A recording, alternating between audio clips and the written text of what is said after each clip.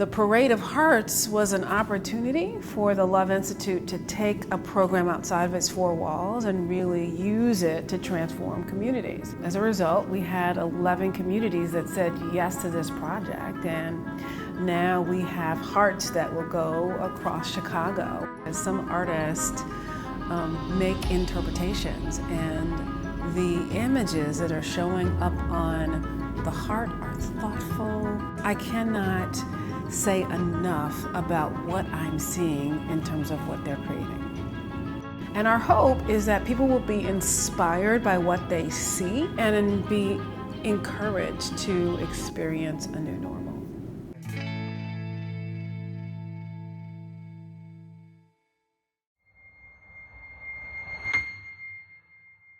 The conversation was amazing. I felt like I knew everyone. A lot of people just sort of commented on the idea that this past year has been like a journey. It's been a storm, but we're all in that storm together. But also knowing that there is hope and that we're going to get through it together. The two words that are really powerful to all of us are unity and love. And love is symbolic of this Parade of Hearts. I'm very excited about this heart. The one that I'm making has a huge sunflower to the right, and that's symbolic of something that someone had said in the conversation. I feel like I was able to translate what I got from the conversation, so I'm a little bit nervous, but I'm very excited, and I think they're gonna like it. I'm Patricia Stewart, and my paintings, I signed them as P.J. Stewart. J is my maiden name, I can't forget that. I'm representing Chatham. I'm really excited because a few years ago we had the policeman who had lost his life because somebody shot him because they stole his motorcycle. That's a half a block away from me. And we need to work together. We need to reinvest in our neighborhoods. Painting something on the heart, something that's going to communicate what we want to communicate to the community.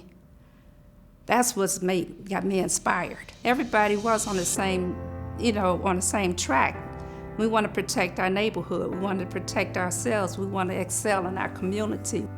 Basically, that's what the bottom line was, and I was really happy with that. What attracted me to this initiative was how it was kind of set up. It wasn't, here is an idea, you're the artist, go with it.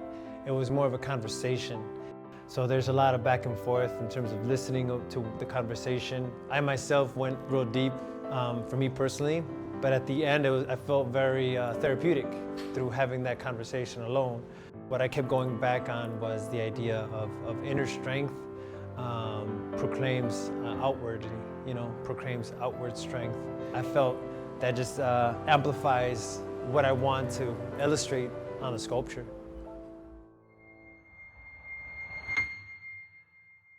I feel like this experience out of my other two murals has been incredible, actually. I've been able to connect with some of the people in the community. I haven't been able to do that. So as far as like the conversations, it went really well. It helped that they were very visual. I'm very visual as an artist too. I know that they were talking a lot about gardens and losing hope through the pandemic. So I incorporate that all in my piece as far as hope, sending a main image of helping each other out. I really think they're gonna like it in simpler terms because the imagery that I use really connects with what they were talking about in the conversation. For me, with public art, it's just more about changing someone's day. And, in the smallest way, just a small smile on their face. So this one was really refreshing because I haven't had one with a bunch of young kids in a while. And they definitely had a lot to say, and they gave me a lot of great ideas. Just knowing our responsibilities and doing it, so won't be as many problems in the world. Well, I would say the biggest one of my takeaways was just them saying people have to be able to take accountability for themselves. So on my piece, I had to make sure to put respect as definitely one of the things, and symbols that show people taking accountability. Anytime you have a chance to affect people in a public way is always a big deal. I can't take this chance for granted because I don't know who may see that statue and then what in turn will change. and what in turn will change for me. In our community meeting, we really talked about the effects that the pandemic, the riots, and everything had. All those things kind of flowing, and that, brought me to, the heart I'm painting now. For several years, Chicago has had, they had lighthouses. They had ducks, but I haven't seen any, on the south side and on the west side. So I think that, I'm creating something that would definitely touch the people, that will create some conversation, something that will beautify the neighborhood.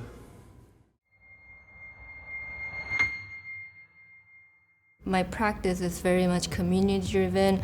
I think containing the community voice is very important, and honoring their voice is an important part of my practice. Representing community's face expression was very important. I include 3 interviewers in the community meeting, and then try to overlap or intertwine their face together to emphasize we have this commonality of compassion and empathy. I'm hoping that I can bring a lot of positive energy into the community. I felt very grateful that I work with this community.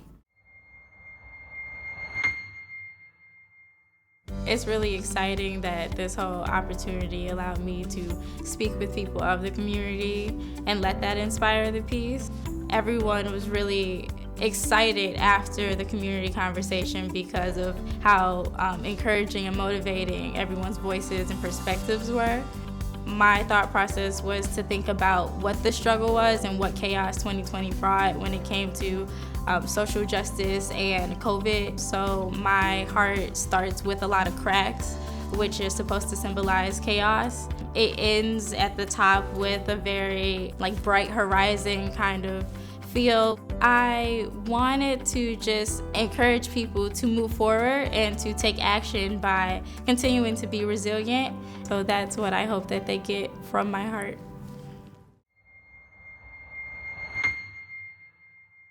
I've done art in South Shore before because I've lived over there. I just didn't grow up over there. It feels good to be able to make it beautiful. So it really made me interested in it because, one, you got to represent a community, which I thought was cool.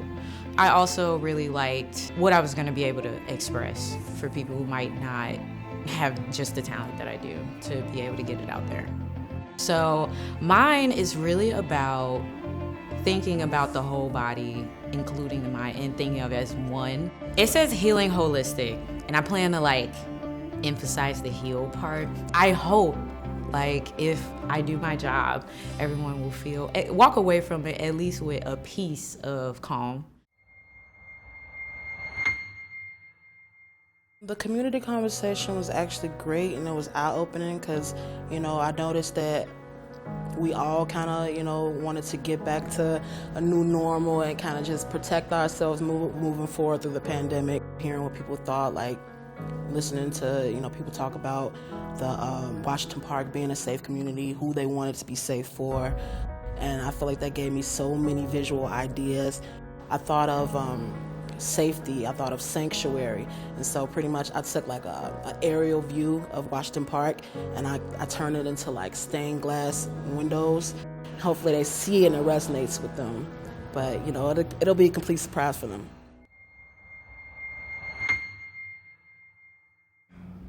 How do people answer this, how long you've been an artist question? All my life? And I know people always say that. Okay, I'm gonna just add it to that. And all my life, I'll be a stereotype.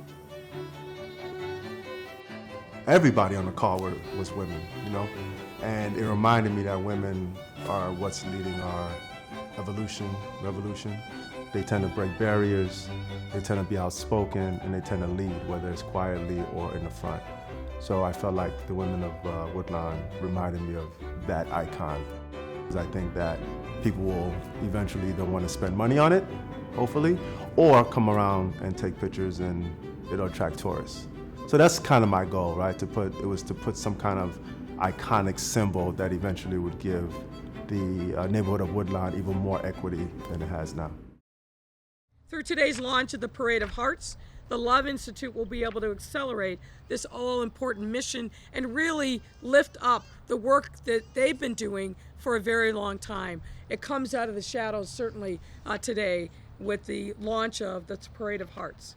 So when Cosette introduced this idea, it was a no-brainer. Well, we definitely need love. And so the Parade of Hearts that helps bring love into the community, we're honored that we're a part of it. So the Port Ministries really looks forward to using arts and creative processes to make sure that we address these issues and really support what's going on already in our community, but doing something different at all times. And the Parade of Hearts does exactly that. And the idea of organizations and residents and young people coming together as like a coalition and being able to share that with the larger community, to me that was something that was so important and so needed. I've had an opportunity to work across the city in many communities, and there's a common thread that love is really needed, and people share that need to spend time with each other. I'm a big believer personally that community beautification is like the first step to making the community better, because like that's the first thing outsiders see when they come to like a different community is like how it looks.